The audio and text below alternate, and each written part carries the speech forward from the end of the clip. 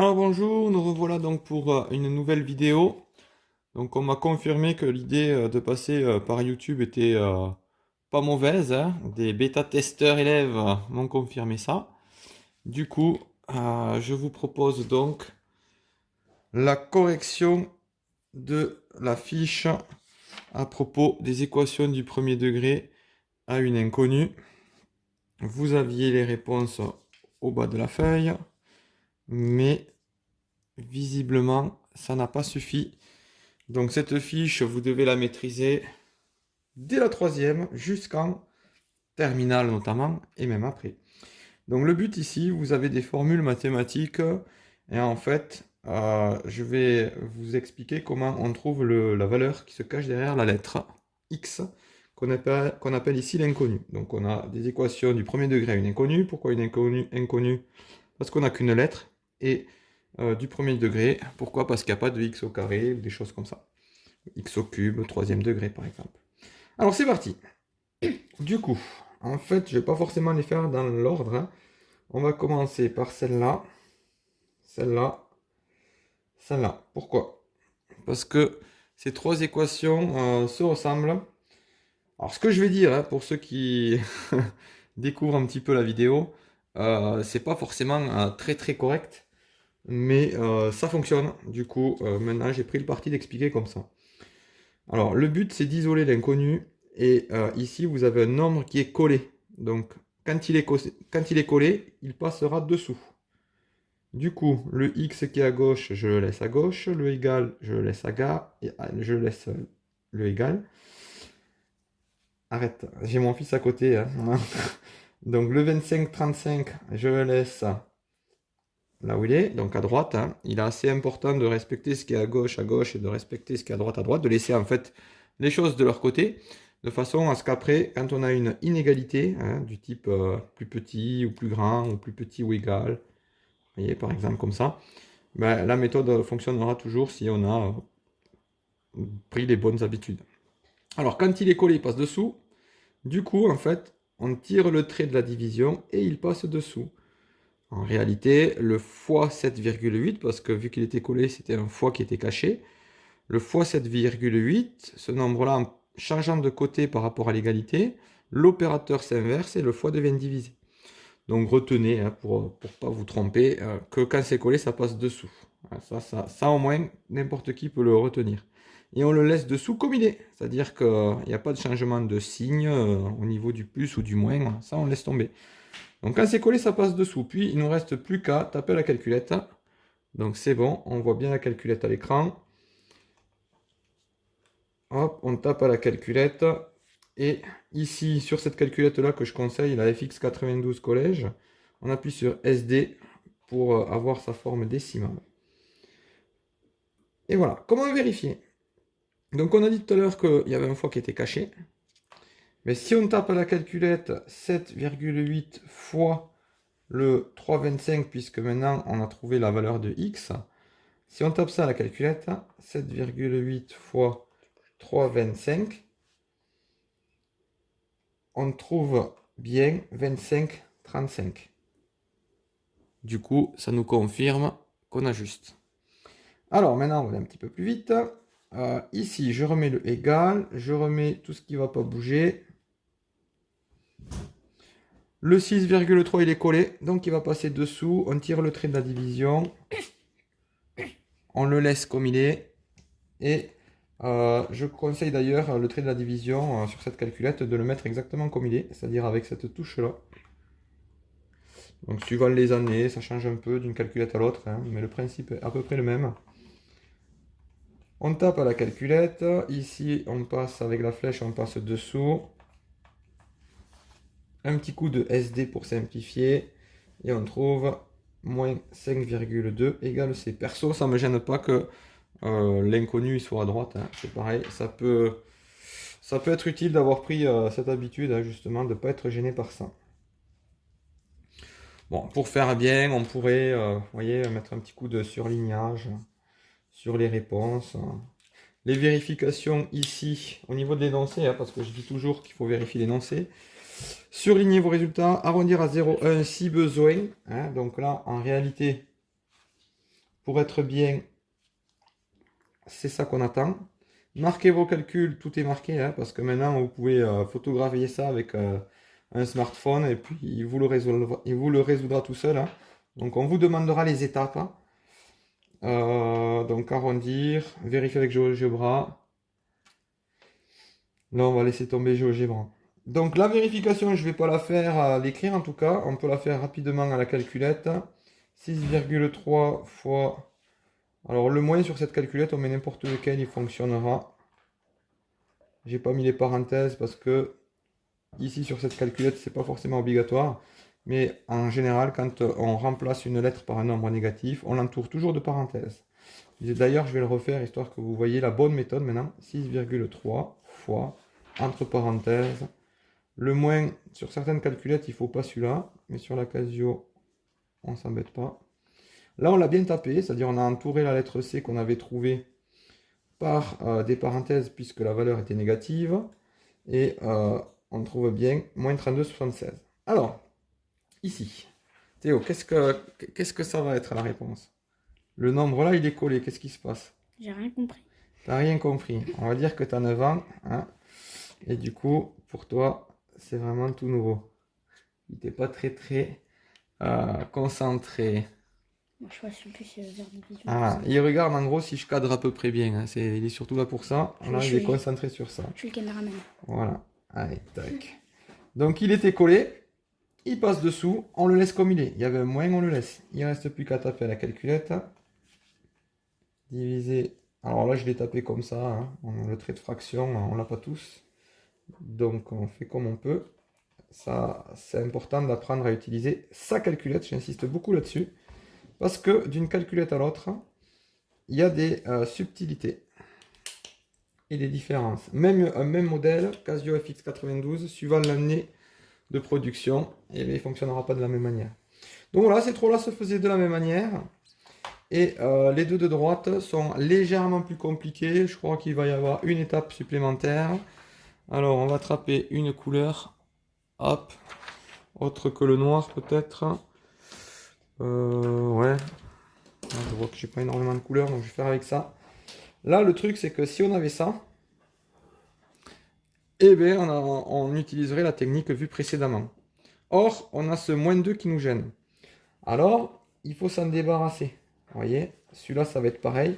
Ce morceau-là nous gêne, parce que si on ne l'avait pas, ben, on ferait comme la technique de gauche. Et ce morceau-là nous gêne. Si on ne l'avait pas, on ferait comme la technique vue précédemment. Alors, qu'est-ce qui va se passer? En fait, on le change de côté par rapport à l'égalité. Touche pas. On le change, arrête. On le change de côté par rapport à l'égalité. Et c'est là que, voilà, quand ça change de côté, ça change de signe, ce qu'on vous a dit souvent. En réalité, c'est pas toujours vrai, hein. Quand ça change de côté, on peut dire que ça change d'opération, puisque le fois est devenu divisé. Mais faut faire attention à ce genre de langage, hein, parce qu'il y a des élèves qui, vous voyez ici, le -1250, il a changé de côté, il le change de signe, alors qu'il ne faut surtout pas faire ça, hein, et on garde le moins comme j'ai fait.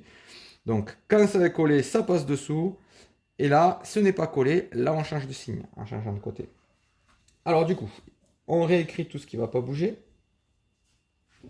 Ici, voilà, j'ai réécrit ce qui n'allait pas bouger, puisque pour l'instant, le truc que je fais, la seule chose que je fais, il est important de faire étape par étape pour ne pas se tromper. Et voilà, j'ai fait changer mon -2 qui est devenu +2. Ici, je réécris tout ce qui ne va pas changer, et le +4,1 devient -4,1. D'ailleurs, hein, le +2, là je l'ai mis à droite, bon, on aurait pu le mettre à gauche, enfin, on peut faire, il y a des variantes, mais ça revient au même. Le +4,1, donc est devenu -4,1. Et ici, -386,16, il ne bougera pas.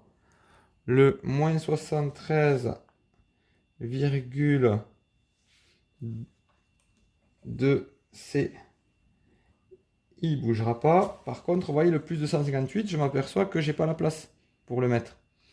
Donc, on pourrait tout simplement gérer comme ça. Je le mets au début. Et là, je mets un plus-moins. Je ne suis pas obligé en fait de mettre plus-moins. Je vous dis, il y a plusieurs façons de faire. Je vais le refaire parce que je sens que vous allez être vite perdu. Donc quand c'est comme ça, la meilleure méthode, c'est d'effacer et de faire tout le temps de la même manière. C'est-à-dire que là, vous le mettez à droite. Je crois que la prochaine vidéo, j'enverrai mes enfants ailleurs parce que là, c'était pas la meilleure idée que j'ai eue. Tac. Vous voyez, on se relie toujours parce que si on fonctionne étape par étape, c'est assez simple. Mais la moindre erreur fait que ce sera faux. Donc on va dire que c'est quelque chose qui est utile dans la vraie vie. On tombe souvent sur des équations de ce type-là. Et le secret, hein, pourquoi on vous fait travailler tout ça aussi, c'est parce que ça vous apprend à être méthodique. Non seulement ça sert, et en plus ça vous permet de vous améliorer en ce qui concerne la concentration et la méthode. Donc, le plus de 158 est devenu moins de 158. Le reste, je l'ai réécrit comme c'était. Alors, ce qu'on va faire maintenant, mais quand on peut calculer, on le calcule. Ça, c'est facile à taper à la calculette, ça aussi. Et ça aussi. Alors, on y va. Bon, ça, peut-être qu'on va même le faire de tête quand même. Et le reste, je le réécris. Ici, voilà, je pourrais le faire à la calculette, hein, mais déjà que la vidéo va être longue.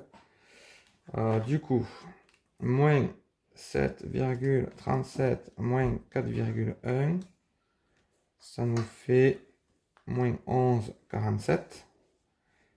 J'écris pas très bien, mais mes chers élèves sont habitués.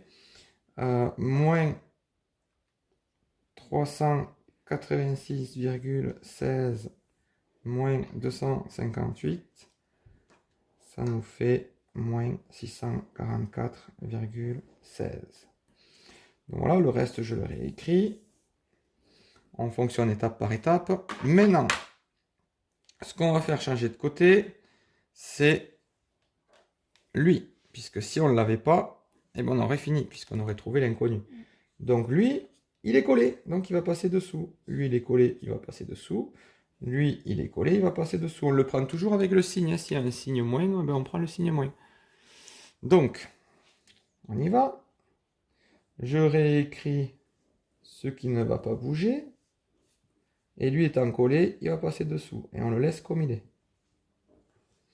Lui, je l'écris. Où il est?